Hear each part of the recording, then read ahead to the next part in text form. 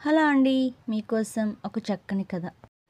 నాన్న టిఫిన్ సరిగ్గా తినలేదు, ఫేవరిష్గా ఉందన్నారు. మనమిద్దరం వెళ్ళిపోతే ఆయన్ను కనిపెట్టుకునే వారుండరు. ఒకవేళ టెంపరేచర్ ఎక్కువ అయితే ఆయన మనకు ఫోన్ చేయటానికి కూడా మొహమాట పడతారు. ఈ సమయంలో అమ్మ ఉంటే వినీల్ స్వరం రుద్ధమైంది. ఏంటి విను, చిన్నపిల్లాళ్ళ కాస్త జ్వరానికే కంగారు పడాలా? ఇప్పుడు ట్యాబ్లెట్స్ వేసుకున్నారు కదా, కాసేపటికి జ్వరం జారిపోతుంది. కాఫీ ఫ్లాస్క్లో పోసి ఆయన మంచం పక్కనే పెట్టాను. ఫ్రూట్స్ కూడా పక్కనే పెట్టాను. సాయంత్రం వచ్చేటప్పుడు బ్రెడ్ తెస్తాను. నాకు ఆఫీస్లో అర్జెంట్ మీటింగ్ ఉంది, నేను వెళ్ళిపోతాను. నువ్వు కాసేపు ఆగి వస్తావా? హరిత అంది. ఈ రోజుకి నువ్వు ఇంట్లో ఉంటే బాగుండేది హరి. నాన్న అనారోగ్యంతో ఒంటరిగా ఉంటే నేను నా వర్క్ సరిగ్గా చేయలేను. మానేద్దామా అంటే అర్జెంట్ ప్రాజెక్ట్ ఉంది. నో వే వినో, నేను తప్పనిసరిగా వెళ్ళాలి. Don't think otherwise. నేను బయలుదేరుతున్నా. చేసేదేం లేక పద నేను కూడా వస్తున్నా అంటూ లంచ్ బాక్స్ తీసుకుని తండ్రి గదిలోనికి నడిచాడు. నాన్న, మేము వెళ్తున్నాం, మీరు జాగ్రత్త. జ్వరం తగ్గిన తర్వాత తినగలిగినంత మటుకు లంచ్ తీసుకోండి. తినలేకపోతే ఫ్రూట్స్ తినండి. ట్యాబ్లెట్స్ వేసుకోవటం మర్చిపోవద్దు. నేను మధ్యలో గుర్తు చేస్తాలేండి. వినీల్ పడుకున్న విశ్వంగారి పక్కన కూర్చొని అన్నాడు. ఈ మాత్రం జ్వరానికే నాకేం కాదులే నాన్న, మీరిద్దరు వెళ్ళిరండి అంటూ లేచి కూర్చున్నారు. జాగ్రత్త మామయ్య గారు అంటూ హరిత, ఆ వెనుక వినీల్ కారు దగ్గరికి వెళ్ళారు. దారిలో వినీల్ అన్యమనస్కంగా ఉండటం హరిత గమనించింది. కానీ ఆఫీస్ మూడ్లో ఉండటంతో ఏమీ అడగలేదు. వినీల్, హరిత ఇద్దరు సాఫ్ట్వేర్ ఇంజనీర్లే. Love come arranged marriage. పెళ్ళై ఏడాదైంది. పెళ్ళైన నెలకే జాబ్లో ప్రమోషన్స్ వచ్చాయి. ఇద్దరు బిజీ అయిపోయారు. ఇప్పట్లో పిల్లలు వద్దనుకొని కెరీర్ వైపే దృష్టి పెట్టారు. దురదృష్టవశాత్తు వినీల్ తల్లి నెల క్రితం చనిపోయింది. వినీల్ పెళ్లి కన్నా ముందే అతడి చెల్లెలు రూప పెళ్ళై అత్తవారింటికి వెళ్ళిపోయింది. తండ్రి ఒక్కడిని ఆ ఇంట్లో ఉంచడం ఇష్టం లేక సిటీకి తీసుకొచ్చేశాడు. భార్య వియోగంలో ఉన్న తండ్రిని కనిపెట్టుకుని హరిత ఇంటి పట్టునే ఉంటే బాగుండునని వినీల్ కోరిక. తన వంతు ధర్మంగా ఇంటి పనులు నిర్వర్తిస్తుంది కదా, ఇంకా పూర్తిగా ఇంటికి అంకితం అవటం ఏమిటి అని హరిత అభిప్రాయం. హరిత ఆఫీస్ బిజీలో పడి మామగారి అనారోగ్యాన్ని మర్చిపోయింది. రోజూ కంటే కాస్త ఆలస్యంగా ఇల్లు చేరింది. కిచెన్లో బ్రెడ్ కాలుస్తున్న వినీల్ని చూసి, హాయ్ విను, ఎంతసేపు అయింది నువ్వొచ్చి? బ్రెడ్ స్లైస్ ఎవరికి అని అడిగింది. వినీల్ ఒక్కసారి తలెత్తి చూసి మాట్లాడకుండా పనిలో నిమగ్నమయ్యాడు. హరితకు అప్పుడు గుర్తొచ్చింది మామయ్య గారికి జ్వరమని, తను వచ్చేటప్పుడు బ్రెడ్ తెస్తానందని. ఓ, ఐఎమ్ సారీ విను, మీటింగ్ టెన్షన్లో మర్చిపోయాను. పోనీలే, నాకు గుర్తు లేకపోయినా నువ్వైనా బ్రెడ్ తెచ్చావు. మామయ్య గారికి జ్వరం తగ్గలేదా? ఎలా ఉన్నారు అంది గిల్టీగా. వినీల్ మాట్లాడకుండా ప్లేట్లో బ్రెడ్ స్లైస్ పెట్టుకుని పాలు గ్లాసులో పోసుకొని తండ్రి రూమ్ వైపు నడిచాడు. అతని వెనుకనే హరిత వెళ్ళింది. ఎలా ఉంది మామయ్య గారు అని పలకరించింది. కళ్ళు తెరిచి కోడలి వంక నీరసంగా చూసి పర్వాలేదన్నట్లుగా తల ఊపారు. లేవండి నాన్న, ఈ బ్రెడ్ తిని పాలు తాగండి అని చేయి ఆసరా ఇచ్చి లేపాడు వినీల్. వద్దు వద్దంటున్నా బలవంతంగా అవి తినిపించి పాలు తాగించాడు వినీల్. ఇక కాసేపు పడుకోండి. పడుకోబెట్టి దుప్పటి కప్పాడు. ఇదంతా అయ్యేదాకా హరిత అక్కడే ఉంది. ఇక మీరు వెళ్ళండి, అవసరమైతే పిలుస్తా అన్నారు విశ్వంగారు. ఇద్దరూ అక్కడి నుంచి బయటకు వచ్చేశారు. వినీల్కి కోపం వచ్చిందని గ్రహించిన హరిత సంజాయిషి ఇవ్వబోయింది. కానీ వినీల్ అందుకు అవకాశం ఇవ్వలేదు. ఆ రాత్రి వినీల్ తండ్రి వద్దంటున్నా వినకుండా ఆయన రూమ్లోనే పడుకున్నాడు. ఆ మరుసటి రోజు కూడా విశ్వంగారికి జ్వరం తగ్గకపోవడంతో బ్లడ్ టెస్ట్ చేయించాడు. మలేరియా జ్వరంగా నిర్ధారించారు డాక్టర్. టైంకి మందులు వేసి జాగ్రత్తగా చూసుకోమని చెప్పారు.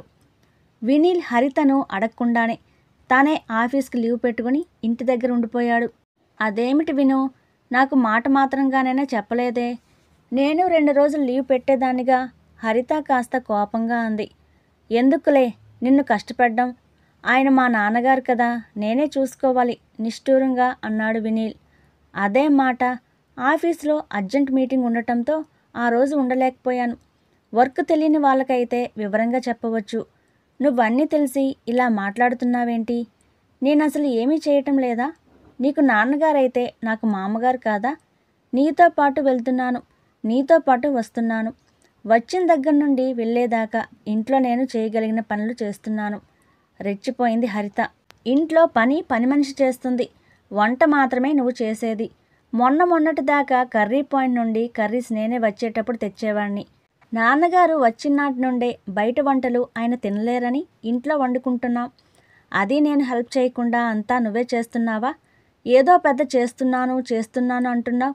ఏంటి నువ్వు చేసేది? గయ్యమన్నాడు వినీల్. రోజు నువ్వు హెల్ప్ చేస్తున్నావా? తొందరగా వచ్చిన రోజు చేస్తావు, రాని రోజు ఎవరు చేస్తున్నారు? ఉదయం నుండి సాయంత్రం దాకా వర్క్ చేసి మళ్ళీ ఇంట్లో 2 రకాల వంటలు, మర్యాదలు చేయాలంటే నేను మనిషినా రోబోట్నా? సరే, నిన్నెవరు కష్టపడమన్నారు? నువ్వు జాబ్ మానేయ్. నా శాలరీ మనం లగ్జరీగా బతకడానికి చక్కగా సరిపోతుంది. ఇంటి పట్టునే ఉండి నాన్నగారిని చూసుకో, నాకు నచ్చినట్లుగా ఉండు, అదే 10,000. వినీల్ గట్టిగా అన్నాడు. నేనెందుకు జాబ్ మానేయాలి? నేను ఈ పొజిషన్కి వచ్చానంటే ఎంత కష్టపడి ఉంటాను. అదంతా బూడిదలో పోసిన పన్నీరవ్వాలా? వంటలక్కలా మారి నీకు మీ నాన్నగారికి సేవలు చేయాలా? అంతకన్నా గట్టిగా అరిచింది హరిత. నోర్మయ్ అని ఏదో మాట్లాడబోతున్న వినీల్కి గుమ్మం పట్టుకుని తమ వంకే చూస్తున్న తండ్రి కనిపించి ఆపేశాడు.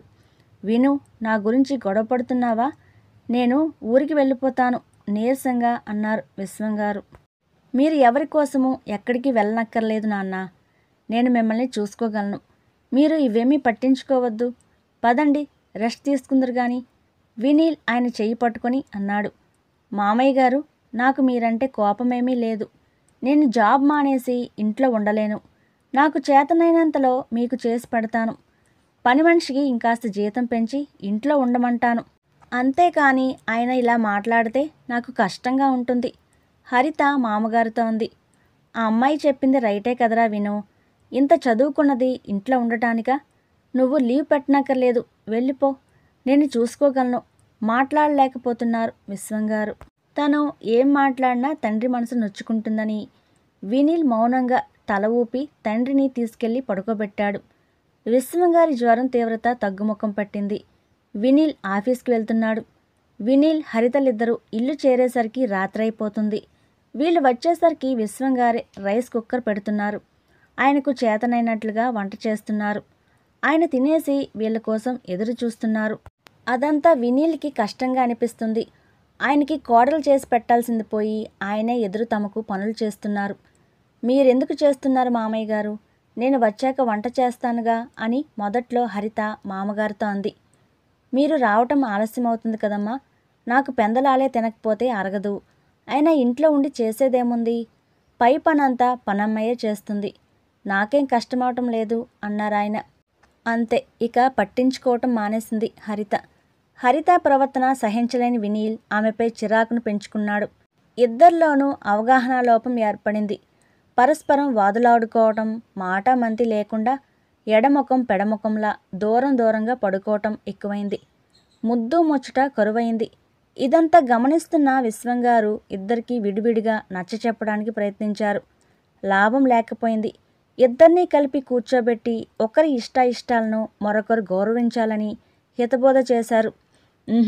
ఉద్యోగం మానటం, అతని మాటలకు తల వంచడం రెండూ నేను చేయలేను అని తేల్చి చెప్పేసింది హరిత. కుటుంబ బంధాల కన్నా ఉద్యోగం ఎక్కువనుకున్న ఈ అమ్మాయి నాకు వద్దు. బాధ్యతలు నిర్వహించడాన్ని తలవంచడం అనుకోవటం మూర్ఖత్వం. తను ఆ విషయం అర్థం చేసుకునే వరకు నేను ఇలాగే ఉంటాను అన్నాడు వినీల్. పోనీ నేను మన ఇంటికి వెళ్ళిపోతాను, నా వల్ల మీ మధ్య గొడవలు వద్దు అన్నారు విశ్వంగారు. మీరెలా అంటే నేను చాలా బాధపడతాను నాన్న. ఇలా అనుకుంటే అసలు పెళ్ళే చేసుకునేవాడిని కాదు. సమస్య అంతా దీనిలోనే ఉంది. అవసరమైతే దీన్నైనా వదిలేస్తాను కానీ మిమ్మల్ని దూరం చేసుకోను వినీల్ అన్నాడు. మర్యాదగా మాట్లాడు. దాన్ని దీన్ని అంటే ఎవరూ పడరు. నువ్వు వద్దంటే ఎవరు పట్టుకుని వేలాడరు. నేను ఈ క్షణమే వెళ్ళిపోతాను హరిత దూకుడుగా అంది. వెళ్ళిపో, ఎవరూ బ్రతిమాలేవారు లేరు అంతకన్నా స్పీడ్గా అన్నాడు వినీల్. నువ్వు ఇల్లు కదిలావంటే చచ్చినంత ఒట్టే అని విశ్వంగారు హరితను బలవంతంగా ఇల్లు కదలకుండా ఆపారు. విషయం హరిత తల్లిదండ్రుల దాకా వెళ్ళింది. వాళ్ళు కూడా ఇద్దరికీ చాలా రకాలుగా నచ్చచెప్పడానికి ప్రయత్నించారు. విముఖత ధోరణి ప్రబలంగా పేర్కోవటంతో ఆ జంటకు హితబోధలు నచ్చలేదు. అంతలో హరితకు విదేశాలకు వెళ్ళే అవకాశం వచ్చింది. దగ్గరగా ఉండి పోట్లాడుకునే దానికన్నా దూరంగా ఉంటేనన్నా ఒకరిపై ఒకరికి ద్వేషం తగ్గి ప్రేమగా మారుతుందేమోననే ఆలోచన పెద్దవాళ్లకు వచ్చింది. వినీల్ అంగీకారంతో సంబంధం లేకుండానే హరిత విదేశాలకు వెళ్ళిపోయింది. తామొకటి తలిస్తే దైవమొకటి తలిచినట్లు పెద్దవాళ్ళ ఆలోచనలు తలకిందులయ్యాయి. హరిత విదేశాలకు వెళ్ళాక ఇద్దరి మధ్య గొడవలు మరింత పెరిగాయి. ఫోన్లో తిట్టుకునేవారు, వాట్సాప్ ద్వారా వాదులాడుకునేవారు, చాటింగ్లో దుమ్మెత్తి పోసుకునేవారు. అలా ఒకరంటే మరొకరికి విముఖత పెరిగి పెరిగి విడాకులు తీసుకోవాలనుకునే దాకా వచ్చింది. ఇద్దరూ వారి వారి పెద్దలకు అదే చెప్పారు. వారి అంగీకారంతో నిమిత్తం లేకుండా తమ నిర్ణయాన్ని ప్రకటించారు. హరిత విదేశాల నుండి తిరిగి వచ్చాక విడాకులకు అప్లై చేసుకుంటానని చెప్పేసింది. నాది అదే నిర్ణయం అని వినీల్ కూడా తీర్మానించాడు. అన్నట్లుగానే హరిత తిరిగి వచ్చాక కోర్టులో విడాకుల కోసం పిటిషన్ వేసింది. విడాకులు వచ్చాయి. ఎవరి జీవితాలు వారివిగా విడిపోయారు. ఇద్దరికీ కొంతకాలం చాలా హాయిగా అనిపించింది. ఇష్టం వచ్చినంతసేపు వర్క్ చేసుకోవటం, బయట తిరగవచ్చు, సరదాగా ఫ్రెండ్స్తో ఎంజాయ్ చేయవచ్చు. బాధ్యతల బరువు లేకపోవడంతో రిలీఫ్గా అనిపించింది. 2 నెలలయ్యేసరికి ఏదో వెలితి మొదలైంది. మన కోసం ఎదురు చూసేవారు లేరు, నీ జీవితం నాది అని తోడు పంచుకునే వ్యక్తి లేని లోటు తెలియసాగింది. ఇప్పుడు ఇద్దరిలో ఒకే ఆలోచన, మళ్ళీ ఎందుకు పెళ్లి చేసుకోకూడదు అని. ఆలస్యం ఎందుకు, వేట మొదలుపెట్టారు. మ్యాట్రిమోనీలో గాలింపు. పరిచయస్తులు, బంధువులు, స్నేహితుల్లో ఎవరు తమకు సరిచేయడు అని వెతకడం మొదలుపెట్టారు. ఆ వెతుకులాటలో ఇద్దరికీ తమకు తెలియని నిజాలు బయటపడసాగాయి. అప్పటి వరకు తాము ఎదుటి వ్యక్తిలో నచ్చనివి మాత్రమే చూసి ద్వేషాన్ని పెంచుకున్నామని, దుర్గుణాలను తవ్వటం వల్ల సద్గుణాలను మర్చిపోయామని అర్థమైంది. హరితకు ఎవరిని చూసినా వాళ్ళకన్నా వినీల్లోనే పాజిటివ్ లక్షణాలు ఎక్కువగా కనిపిస్తున్నాయి. అనవసరంగా తొందరపడ్డాను అనే భావం తొలవసాగింది. పెళ్ళి అంటేనే ఒకరి కోసం ఒకరు సర్దుకుపోవటం అని అర్థమైంది. మామగారి కోసం ఉద్యోగం మానేయమంటే తల వంచడం అనుకుందే తప్ప బాధ్యతగా భావించలేదు. ప్రత్యామ్నాయంగా అందుకు అనుకూలమైన మరో పని వెతుక్కోవటం చేయలేదు అని పదే పదే మనసులో మదనపడసాగింది. వినీల్కి కూడా తను ప్రవర్తించిన తీరు తనకే చిరాకు కలిగించసాగింది. జీవిత భాగస్వామి ఆలోచనలు గౌరవించి సరైన నిర్ణయం తీసుకోవలసిందని బాధపడ్డాడు. ఆమెలోని తెలివితేటలను అర్థం చేసుకోకుండా వంటింటికి పరిమితం చేయాలనుకున్నాడే కానీ కుటుంబ బంధాలను సమపాలలో మోయటంలో కాస్త వివేకం చూపించి ఉండాల్సిందని తెలుసుకున్నాడు. వినీల్ ఫోన్ నుండి హరిత ఇన్బాక్స్లోకి ఒక మెసేజ్ వెళ్ళింది. నేను వర్క్ లోడ్ తగ్గించుకుంటున్నాను, టూర్లు క్యాన్సిల్ చేసుకున్నాను, ఇంటి దగ్గర ఉండే సమయం పెంచుకుంటున్నాను, నీకిష్టమేనా హరి? అప్పటికే వినీల్కి మెసేజ్ టైప్ చేయబోతున్న హరిత ముఖం ప్రసన్నమైంది. ఇష్టమే, నేను కూడా వేరే జాబ్ చూసుకుంటున్నాను, మామయ్య గారిని కనిపెట్టుకుని ఉండే సమయం ఉండేలా, నీకేమీ అభ్యంతరం లేదు కదూ? హరిత రిప్లై గాలిలో అలా అలా తేలుతూ వినీల్ ఫోన్ చేరింది.